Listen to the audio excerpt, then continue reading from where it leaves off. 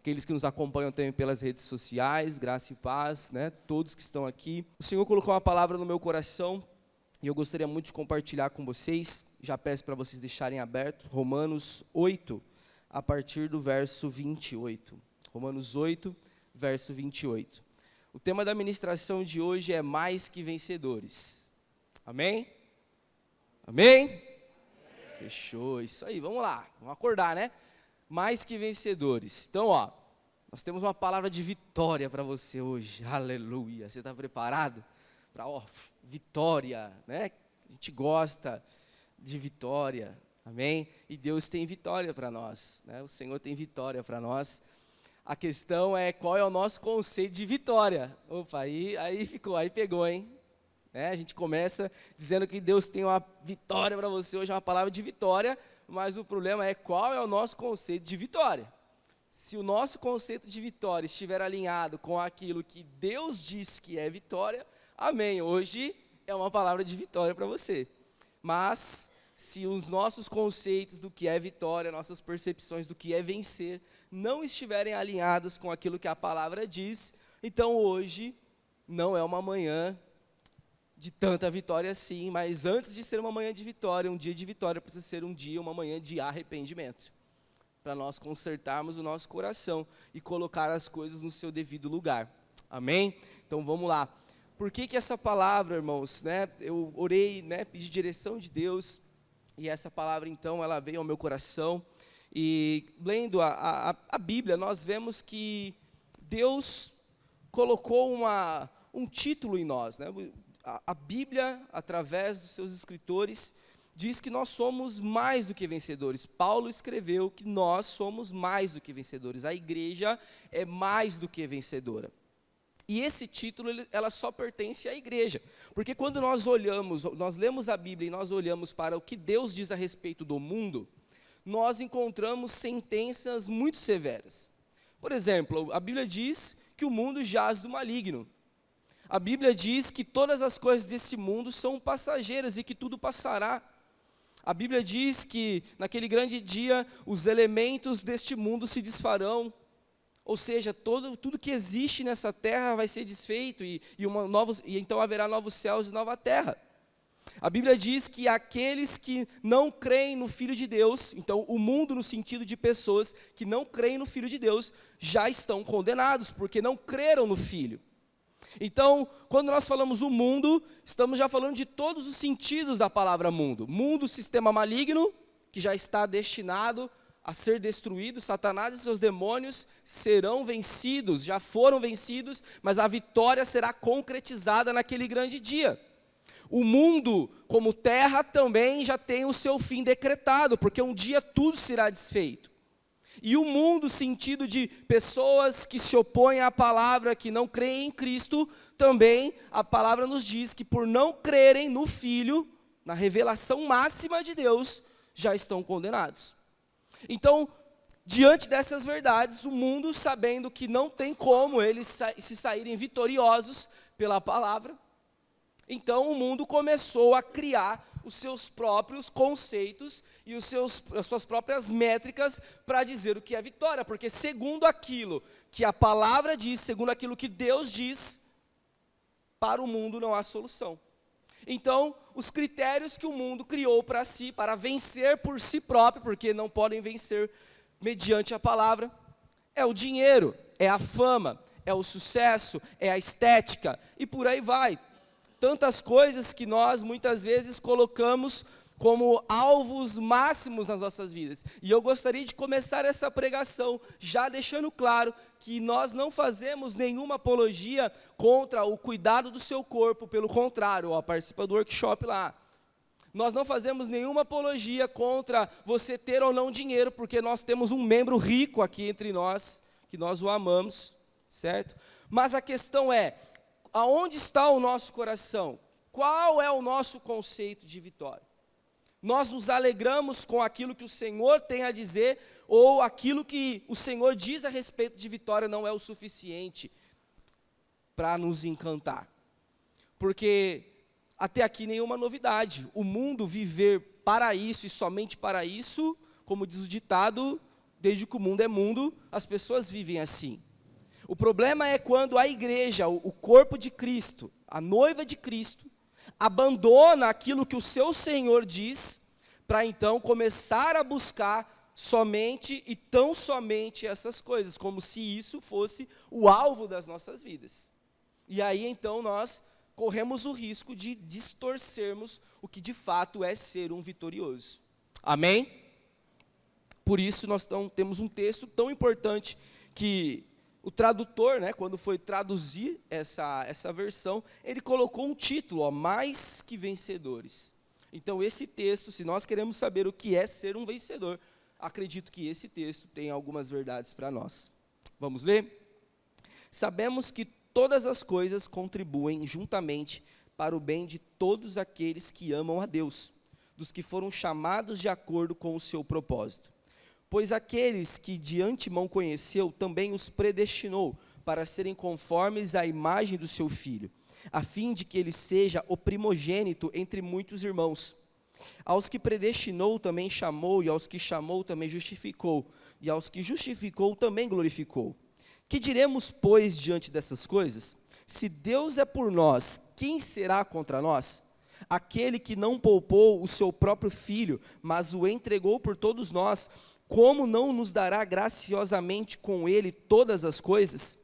Quem fará alguma acusação contra os escolhidos de Deus? É Deus quem os justifica. Quem os condenará?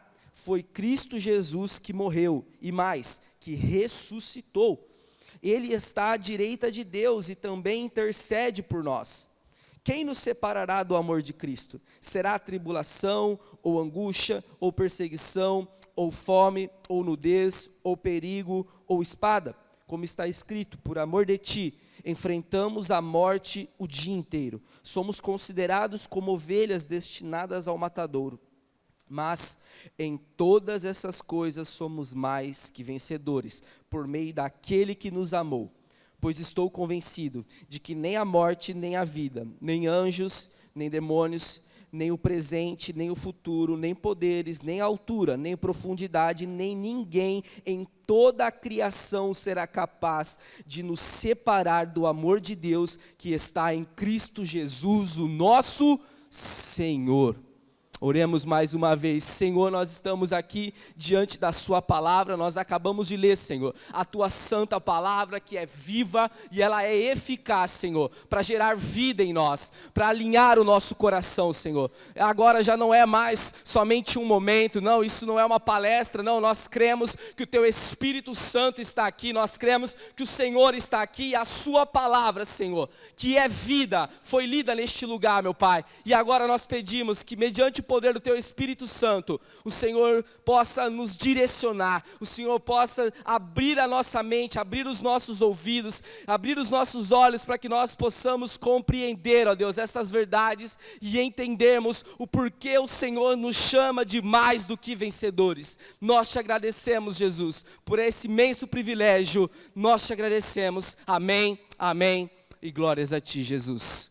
O texto que nós acabamos de ler então, nos mostra aquilo que o nosso Senhor, o que Jesus espera que nós entendamos do que é ser vitorioso. E a primeira coisa que nós lemos aqui é que esse texto afirma que todas as coisas cooperam para o bem daqueles que amam a Deus. Todas as coisas cooperam para o bem.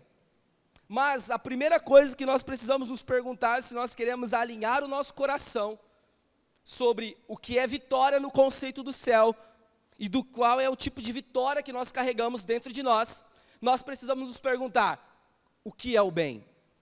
Porque todas as coisas cooperam para o bem, mas para qual bem? Quando nós nos fazemos essa pergunta e nós começamos a analisar o nosso coração e analisar muito do que nós vemos por aí afora, nós encontramos algumas visões que são distorcidas do que de fato seria todas as coisas cooperam para o bem. E a primeira ideia distorcida e errada que muitas vezes nós encontramos é de que de todas as coisas que acontecem com nós, tudo precisa ser algo bom. Tudo precisa dar certo. Nós chamamos essa visão, eu gostaria de chamá-la nessa manhã de utopia. O que é uma utopia? É uma fantasia. Porque, irmãos, não precisamos nem ser cristãos para saber que a vida em si, ela não é composta somente por vitórias e vitórias e vitórias e mais vitórias. A nossa vida humana em si, ela é composta por muitos desafios, por muitas dificuldades, mesmo que você ainda não seja um cristão. Mas se você é um cristão, você carrega as dores do seu Senhor, os sofrimentos pelo Evangelho. Mas a questão é que essa ideia de que todas as coisas cooperam para o bem, então logo tudo tem que dar certo na minha vida, é uma ideia completamente errada que muitas pessoas têm a respeito da Bíblia, do Evangelho e do que Deus tem para nós. Queria só fazer uma comparação simples. Ele voltou para o Brasil, o Neymar. Vocês conhecem o Neymar, né? Conhece? Vocês consideram o Neymar um derrotado, um perdedor? A gente poderia dizer que o Neymar é um perdedor? Eu acredito que não.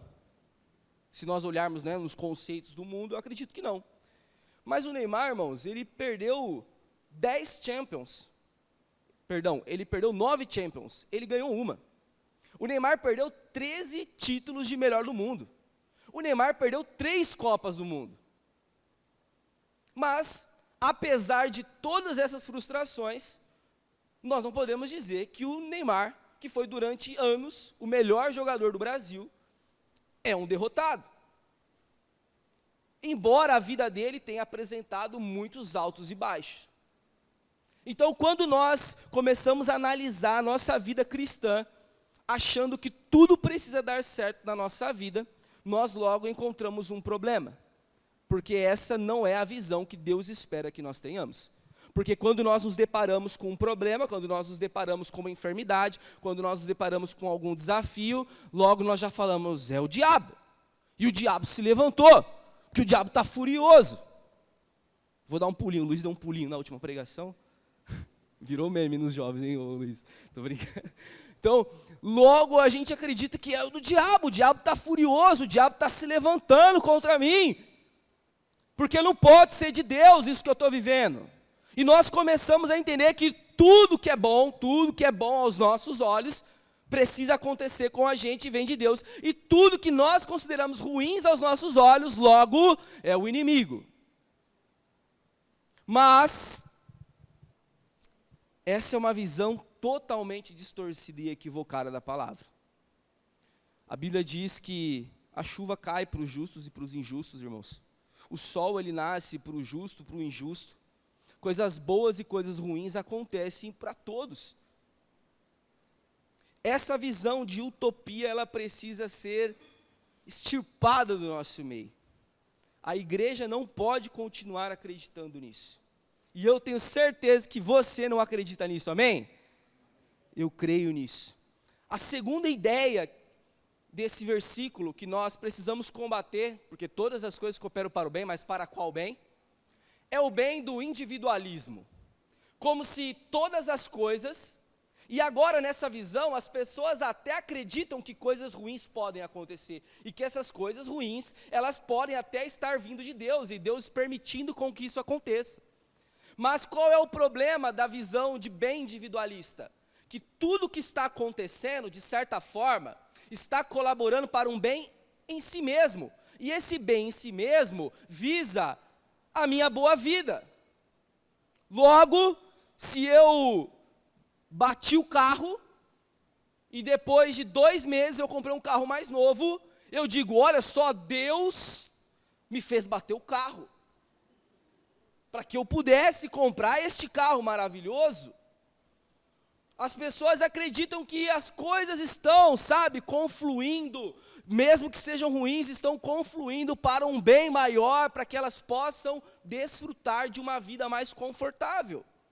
E essa visão, eu chamo ela de individualista, porque na verdade ela, embora ela se incomode com o sofrimento, ela ainda acha que esse sofrimento é para que um dia ela possa se aproveitar de algo melhor em sua vida. E essa visão, ela é amplamente divulgada no nosso meio, assim como a anterior. E quer ver um texto bíblico que as pessoas usam muito, uma história bíblica que muitas igrejas utilizam para justificar isso para a gente? A história de José. Vocês conhecem a história de José? José, ele foi vendido pelos seus irmãos como escravo. José, ele foi comprado por Potifar, foi injustiçado. José esteve preso. José foi esquecido lá na cadeia. Mas, finalmente, José foi exaltado, aleluia. Ele se tornou o segundo homem mais poderoso do Egito. Então, Deus converteu todo o mal que aconteceu a José, Deus converteu em bênção, porque ele se tornou o homem mais poderoso do Egito. Percebam como essa visão individualista, ela começou com algo ruim que aconteceu na vida de José, mas ela terminou com José sendo o homem mais poderoso, o segundo homem mais poderoso do Egito. Só que se nós lermos o texto, isso aqui é uma questão simples, é só a gente ler a Bíblia que a gente consegue eliminar um monte de problema, gente. Olha que benção. Gênesis 50, 20. Vou ler o texto, se der tempo de projetar, Gênesis 50, 20. Vós bem tentastes mal contra mim, porém Deus tornou em bem, para fazer como se vê neste dia, para conservar em vida um grande povo. O texto não diz que Deus converteu o mal em bem para que eu fosse próspero no Egito. O texto diz que Deus converteu todo o mal que aconteceu com José para que o povo fosse preservado. Logo, irmãos, nós não podemos entender que todas as coisas cooperam para o bem, seja para o meu bem, e somente, única e exclusivamente para o meu bem. Porque a terceira e última ideia de que todas as coisas cooperam para o bem, então qual bem? Nós precisamos entender que é o bem do propósito divino. Deus tem um propósito. Amém? Você crê nisso? E o propósito de Deus está nos textos que nós lemos. Porque aqueles que de antemão conheceu, a estes predestinou para serem a imagem do seu Filho. Então logo, quando nós lemos que todas as coisas cooperam para o bem daqueles que amam a Deus, daqueles que foram chamados segundo o seu propósito, logo nós precisamos entender que todas as coisas estão cooperando para que esta verdade seja uma realidade em nós. Nós estamos sendo transformados à imagem e semelhança de Jesus. Esse é o propósito e é para isso que todas as coisas estão colaborando para o bem. Por isso que a visão individualista de bem, ela não consegue explicar tudo. Porque como você explica, por exemplo, que algo ruim vai se converter em algo bom, nesse princípio, para uma mãe que acabou de perder o seu filho? De que forma a perda de um filho se converteria em algum bem individual?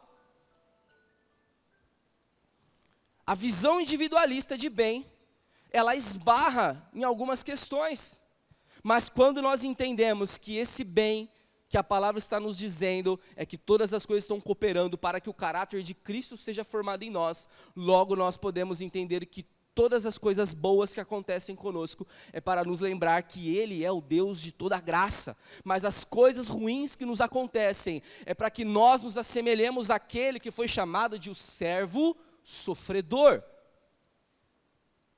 Então não tem nada de bom em uma mãe perder o seu filho. Assim como não foi nada de bom para Deus ter que entregar o seu próprio filho. Eu sei que isso é uma verdade muito dolorida. Mas, de alguma forma, os nossos sofrimentos nessa vida, esses sofrimentos são capazes de nos assemelhar àquele que tudo sofreu. Então, quando nós lemos que todas as coisas cooperam para o bem, é desse bem que nós estamos falando, para que eu e cada um de vocês nos tornemos a imagem e semelhança do Filho, para que Ele seja o primogênito entre muitos irmãos, como nós lemos aqui, porque Deus está formando um povo.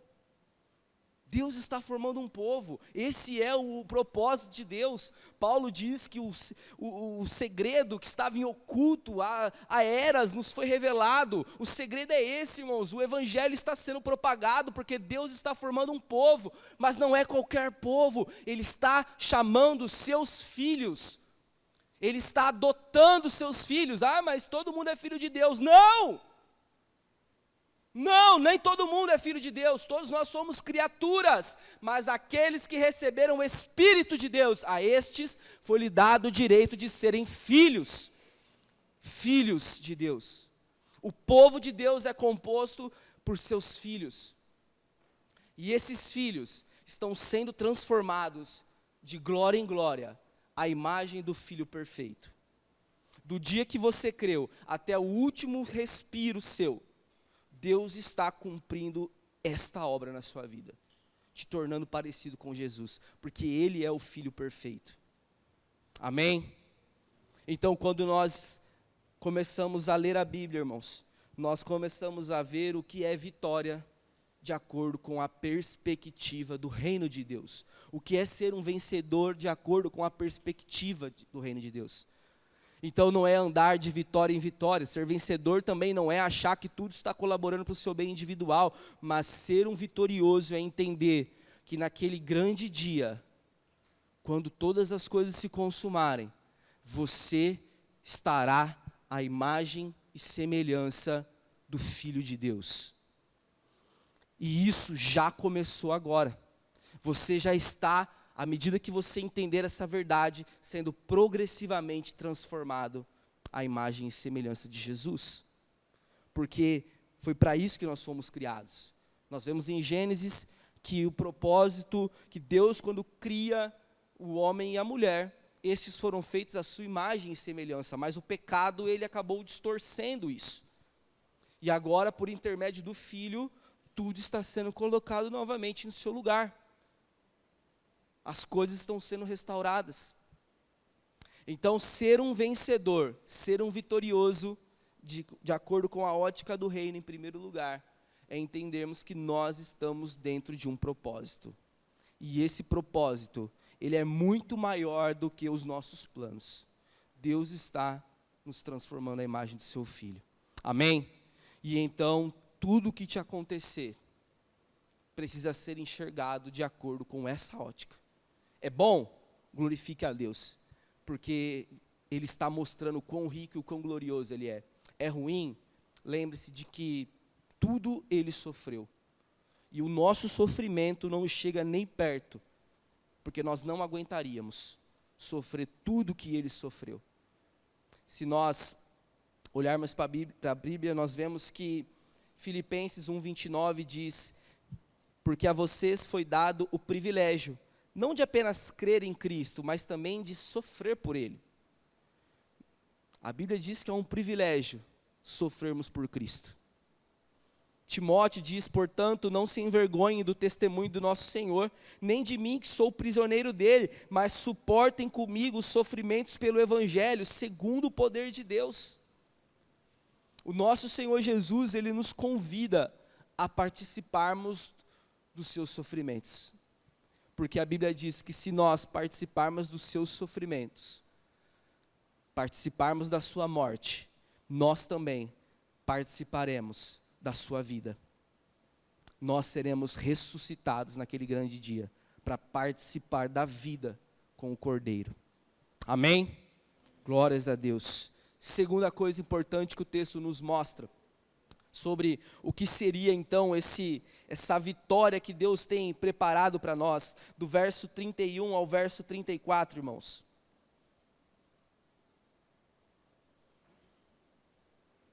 Que diremos, pois, diante destas coisas? Se Deus é por nós, quem será contra nós? Aquele que não poupou seu próprio filho, mas o entregou por todos nós, como não nos dará graciosamente com ele todas as coisas? Quem fará alguma acusação contra os escolhidos de Deus? É Deus quem os justifica. Quem os condenará? Foi Cristo Jesus que morreu e mais, que ressuscitou. Ele está à direita de Deus e também intercede por nós. Que diremos, pois, diante dessas coisas? Se Deus é por nós, quem será contra nós?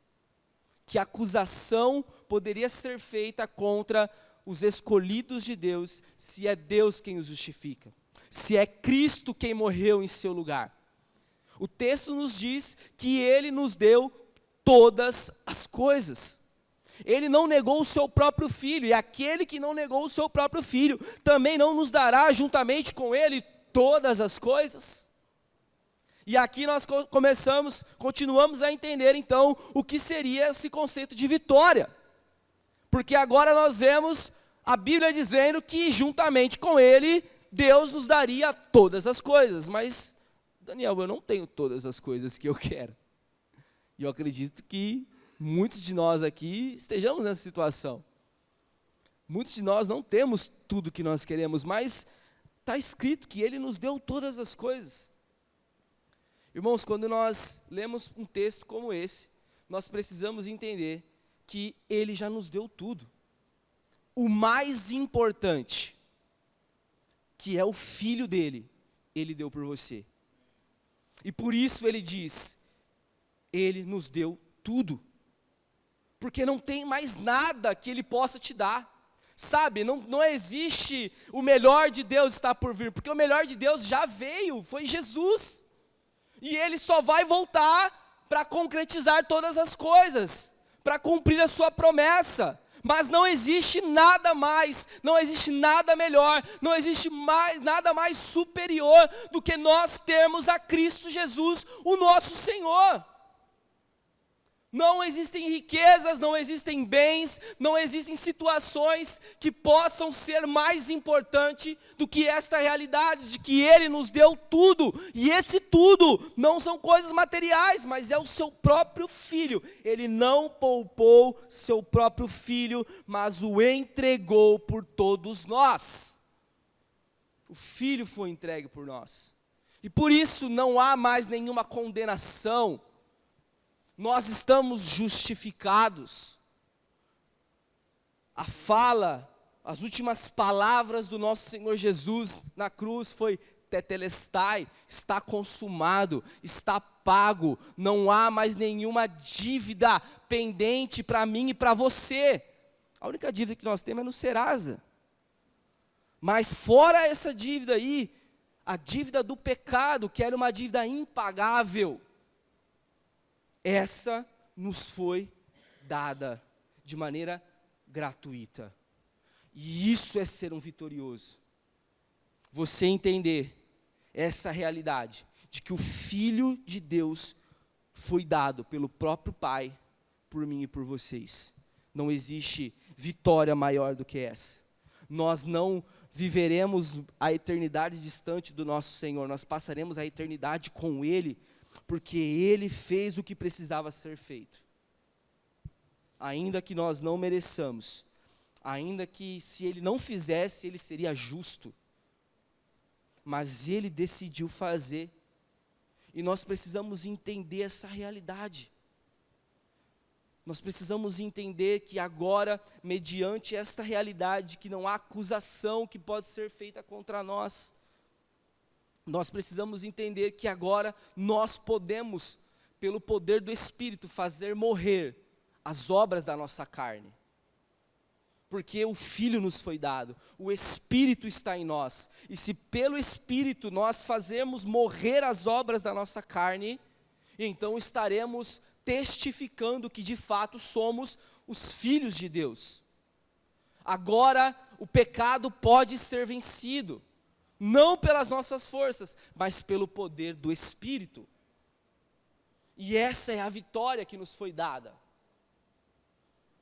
Não estou dizendo que você não vai mais pecar. A epístola de João é bem clara. Filhinhos, essas coisas vos tenho escrito para que vocês não pequem. Mas caso vocês venham a pecar, saibam que existe um advogado junto ao Pai. Jesus Cristo, aquele que é justo. Esse texto que nós acabamos de ler não é um discurso para que nós possamos pecar de maneira desenfreada, e esse texto também não é um discurso para dizer, olha, você nunca mais vai pecar, a questão é que agora você pode guerrear contra esse pecado.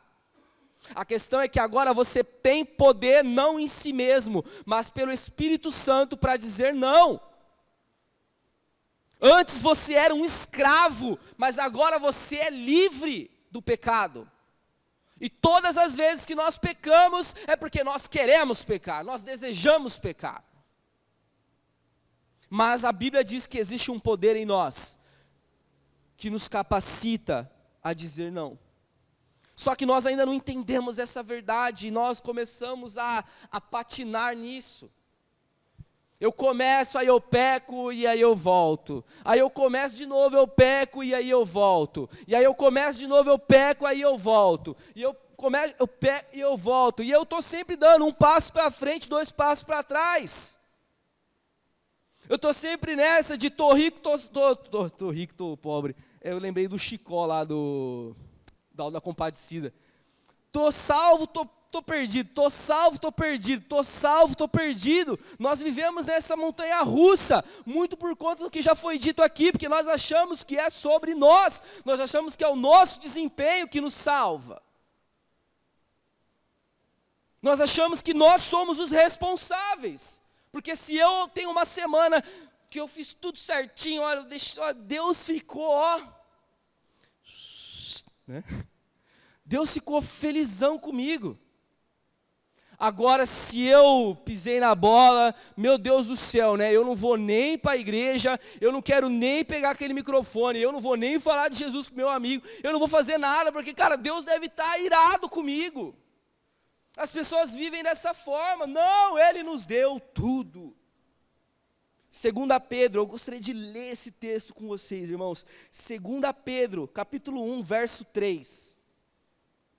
Seu divino poder nos deu tudo o que necessitamos para a vida e para a piedade, por meio do pleno conhecimento daquele que nos chamou, para a sua glória e virtude. Dessa maneira, Ele nos deu as grandiosas e preciosas promessas, para que por elas vocês se tornassem participantes da natureza divina e fugissem da corrupção que há no mundo, que é causada pela cobiça. Por isso mesmo, empenhem-se para acrescentar à sua fé, e a fé a virtude o conhecimento, e ao conhecimento o domínio próprio, e ao domínio próprio perseverança, e a perseverança a piedade, e a piedade a fraternidade o amor. Olha só como o Senhor nos convida a avançarmos, porque todas as coisas nos foi dada. Ei! Existem algumas verdades no Evangelho que a gente divide na teologia, que é a justificação e depois a santificação, e um dia a glorificação. Ei, eu sei, a justificação ela é maravilhosa, é importante, e eu amo ouvir que Jesus morreu na cruz por mim, mas Ele não morreu na cruz para que eu vivesse uma vida, como diz esse texto, se você continuar lendo, uma vida improdutiva e inoperante. Existe um reino a ser conquistado. Existe um mundo para nós anunciarmos as boas novas de salvação. Portanto, o texto diz que se você recebeu todas as coisas, agora vai, acrescente conhecimento, domínio próprio, perseverança, isso e aquilo, e avance, pare de ficar retrocedendo. Tem uma frase coach, next level. Você precisa ir para o próximo level. Pare de patinar na justificação. É legal, é ótima e é uma doutrina central. Mas Jesus não está mais na cruz. E Jesus não está mais morto. O texto que nós lemos em Romanos diz que Ele ressuscitou e que Ele está à destra de Deus. Ele está sentado em um trono, aleluia.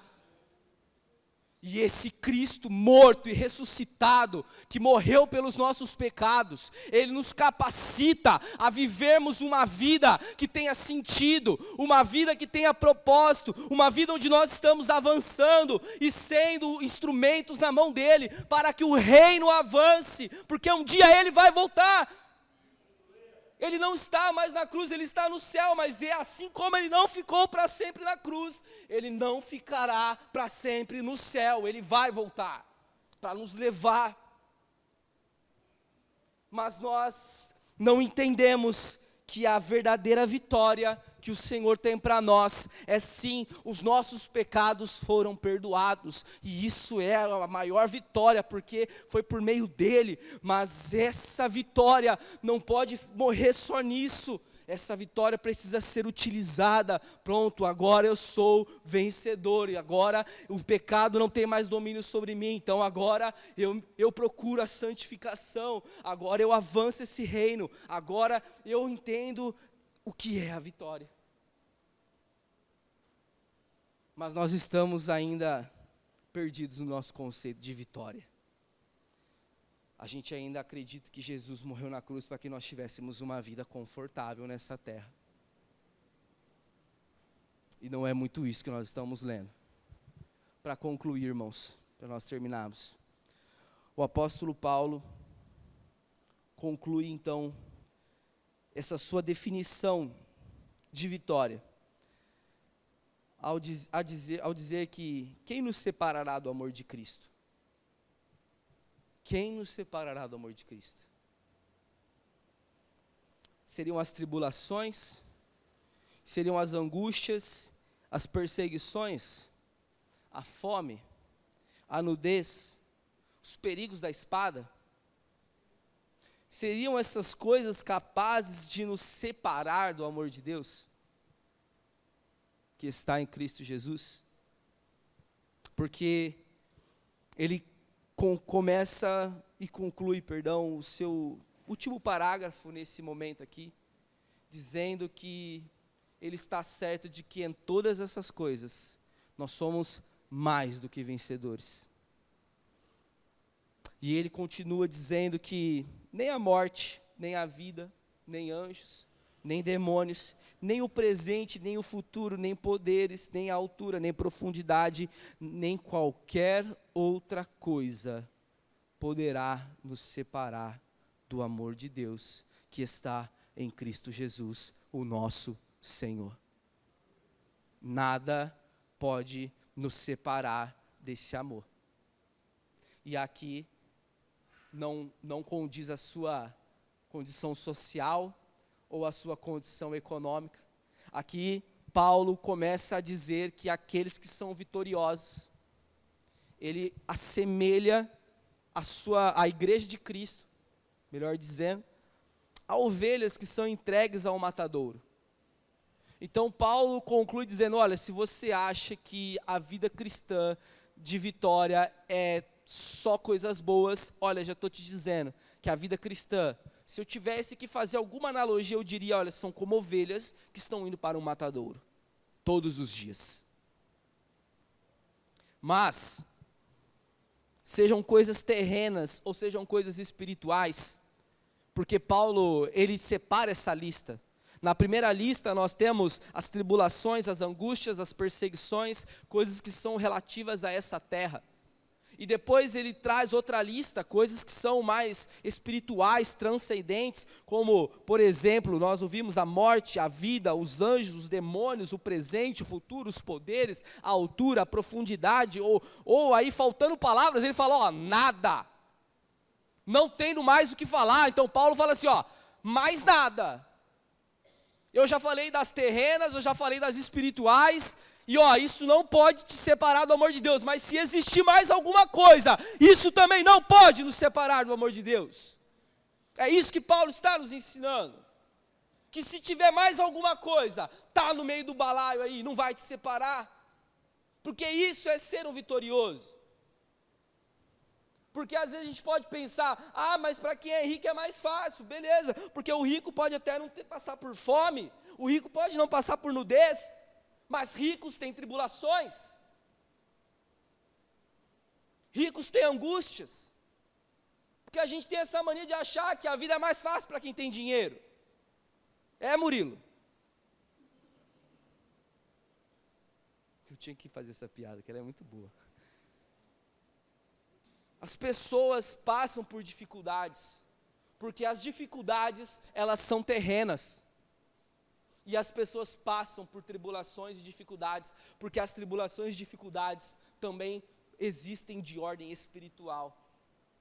Mas Paulo diz que em todas essas coisas nós somos mais do que vencedores. E diferente do mundo, irmãos, e eu termino aqui. Diferente do mundo, que no início da ministração eu disse que por estar distante de Deus, o mundo tenta vencer por si mesmo.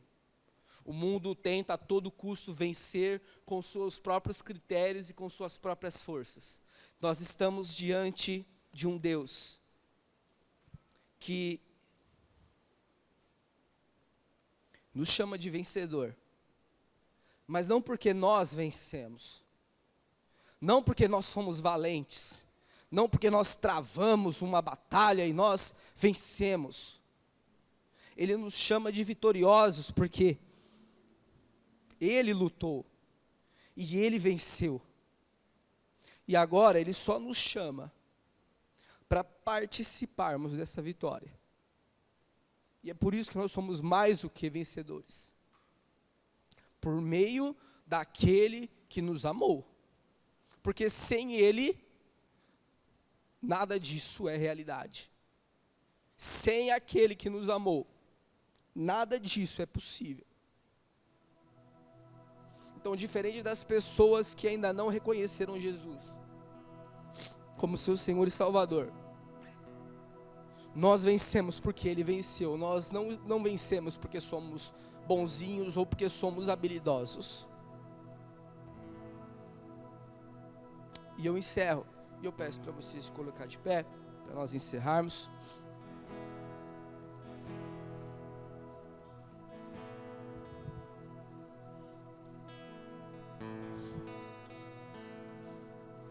Ser mais que vitorioso, mais que vencedor, está relacionado com todo na Bíblia. Paulo chega a dizer que um atleta, ele corre e ele se empenha para ganhar uma coroa humana. E ele diz então, quanto mais nós nos esforçaremos para aquela coroa que não se desvanece, que não é uma coroa passageira. Se um atleta se esforça por uma coroa corruptível, quanto mais nós deveríamos nos esforçar por esta coroa, como diz em Apocalipse, aquele que vencer, será dada a coroa da vida. Feche os seus olhos, eu te convido a orar. E nesse último louvor, que você possa reconhecer que talvez até aqui você não entendeu muito bem o que é vitória. Você viveu até aqui achando que vitória era isso ou aquilo, mas hoje você entendeu o que é vencer. Senhor Deus Todo-Poderoso, nós queremos te agradecer, Senhor, por essa maravilhosa realidade. Obrigado, Jesus. Nós não vencemos. O Senhor é quem venceu. Nós não conquistamos. O Senhor é quem conquistou. E agora o Senhor diz que nós somos mais que vencedores. Obrigado, Jesus. Obrigado por nos revelar esta manhã que ser um vencedor é viver de acordo com o seu propósito, é entender que nós estamos nos tornando a imagem e semelhança do Filho perfeito. Nós somos seus filhos adotados pelo teu Espírito, para que o seu Filho unigênito venha a se tornar o primogênito de muitos. Obrigado, Senhor, por nos mostrar neste dia que ser mais que vencedor é ter o nome no livro da vida, é ser considerado justificado, não pela nossa obediência, mas pela obediência do Filho, daquele que tudo sofreu.